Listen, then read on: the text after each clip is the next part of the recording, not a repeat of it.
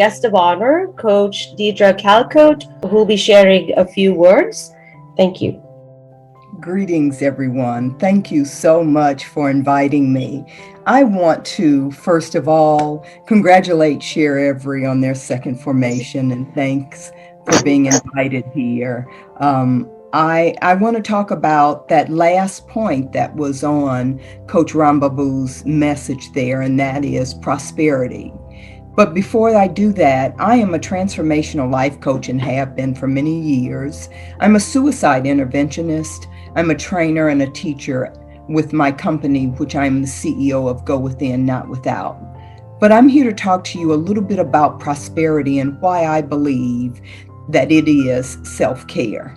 I'm not going to talk about money today, but I'm going to tell you that's what holds me back. Before we do that, I want to do two things. And one is, I want to remind you to breathe. Breathing settles your brain, it settles your mind, and hyperventilating is not good. That stops your brain. So take small, short breaths. I invite you to do that. But more than that, I invite you to smile. Can everybody smile for me on here? I will tell you why. Smiling has shown, all of the things that I'm going to tell you are research-based. It helps you live longer. Even when we are intense and really smiling, that helps us to live longer.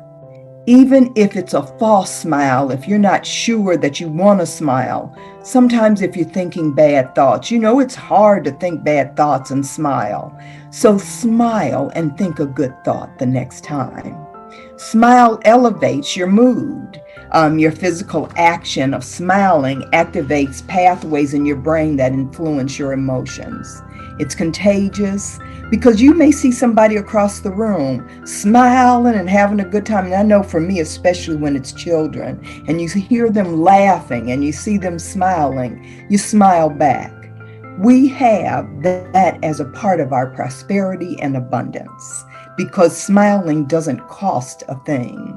And so that's what I'm going to talk about for prosperity, is our mindset. How do we think about prosperity? How do we think about things? And this was something that was very hard for me, as far as growing up, didn't know the difference between prosperity, abundance, and wealth.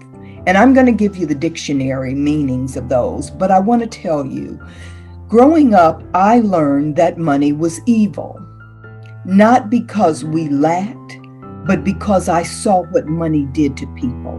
I saw women sell their bodies and their souls. I saw men and women who had wealth treat those who didn't have wealth in a different way. My parents were a part of politics, the local politics in Chicago, Illinois. And I saw things that I didn't want to be like and I didn't want to do. So I vowed that if I could learn not to be like that, that was very important to me. So, of course, that meant that I didn't believe in money. I didn't believe in wealth. And we all know that there are two different things there. And I'll tell you why I say that. But what started me on this road was, and of course we were reading books like Think and Grow Rich, You Too Can Be Prosperous, Psycho-Cybernetics, and others. So I knew at that point it was time to face the fear. It was time to tell it, you got to go. You have no longer have service to me. I need to understand what prosperity, wealth, and abundance are, but I need you to leave. And so that paradigm started to leave as I started to talk and think about things. Remember, money is an exchange. It's an inanimate object.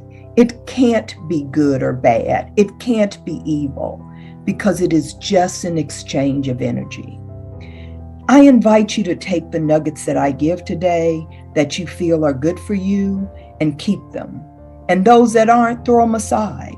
Now, I'm going to use the word source or God or universe. And if your name for your source is something different, please don't let that stop you from hearing me. Just substitute the name of what you believe as we talk, okay? As I talk. So let me tell you what the dictionary meanings say. Abundance is an exceptionally large quantity of something that you have enough of already and do not need to recreate. So we are all abundant when we think about what's out in our world, what's in our universe. Abundance is everywhere, right? Prosperity is a condition of being a condition. I'm saying that again on purpose. A condition of being successful or thriving. And that's what we want, right? We want our children to thrive. We want to thrive. We want to be successful. It's a state of mind. And wealth is a part of prosperity. It's a material prosperity. So now let me tell you why I believe that prosperity is related to self-care, and it's just another word for self-care. I realized that I was giving a lot of energy to the negative instead of the positive. And so I had to get better about that. What you believe is what you attract. So if you believe money is ugly, that's what you attract less of. You repel it, right? So I realized in order to reach my goals of supporting others into their own greatness, that I had to show my greatness. I had to show up and show out. The time was gone for not feeling prosperous. The time was gone for not feeling that I was where I needed to be, that I was less than. So I vowed, and these were the things that I said to myself. I'm going to give the teachings that I am learning all of my energy. I'm going to learn this. I'm going to use my pain for my purpose. I'm going to talk about the things that I have overcome. I am going to be successful and continue to thrive. Because I wanted to feel like those people who were coaching and mentoring me.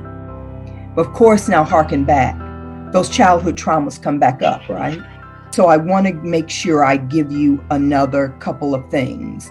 And that is, we think from 12 to 60,000 thoughts a day.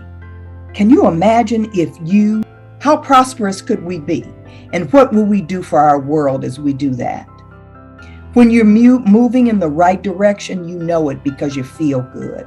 And that's prosperous. One of the books that I read says, tell yourself, I am prosperous. So if you have those things that I had that told me that money and wealth and abundance were all the same, think about what you want to prosper in. Look at the flowers in our gardens and in our yards. Look at the mountains. Look at the sea, the sand. And I want to talk to you just a minute about some of the authors that I have read. Catherine Ponder, who is a woman who has written many terrific books, says, truly, the peace, health, and plenty of prosperity come not by chance, but in accordance with the law of prosperity thinking. And that's what I want you to think about. Several of the holy books mention prosperity. The Gita, the Quran, the Bible, and I'm sure others do as well. Expressing gratitude is a very high way of elevating yourself and making others to feel good. I strive to leave everyone that I meet with a level of increase, even if it's just a smile. Oprah says, you don't get what you hope for. You don't get what you want. You get what you believe. What do you believe in? And the other one that I thought was so very important to the work that we are doing is what Marianne Williamson said in the Law of Daily Compensation. And it says, one day you might find yourself called to a task that makes no money at all. But if it contributes to your stature as a human being, to your character and integrity, if it teaches you about yourself and the world, if it provides you an opportunity to show up fully for life, then it was a prosperous activity. So I want you to know all the things that we are doing here at sharEvery, all the things that you are doing in your life to celebrate, to teach, to be with others, to support others, is prosperity. And so I maintain that when we are prosperous, we feel good. And when we don't, we are in a state of dis-ease. I quit my job 3 years early, and I don't like to, my words are powerful. And so when I say I quit my job, I like to say, I close the door to my 9 to 5 so that I come home and do my 24/7. And let me tell you, I've never been happier. My plan was not to leave, but because of the pandemic, it really made my body ill. I allowed myself to get in dis-ease, and it was time for me to move forward. And so I want to say to you, please take care of yourselves. Know that you have to put your mask on first before you can support others. And just know that I appreciate you so much. Sarah, thank you for allowing me to speak. I wish everyone a great day, and I will talk to you and bid you adieu for now. Thank you very much, Coach Deidre. I'm going to give everybody a few seconds to let that seep in and set. Thank you. Everybody continue to keep that smile on. We need that going.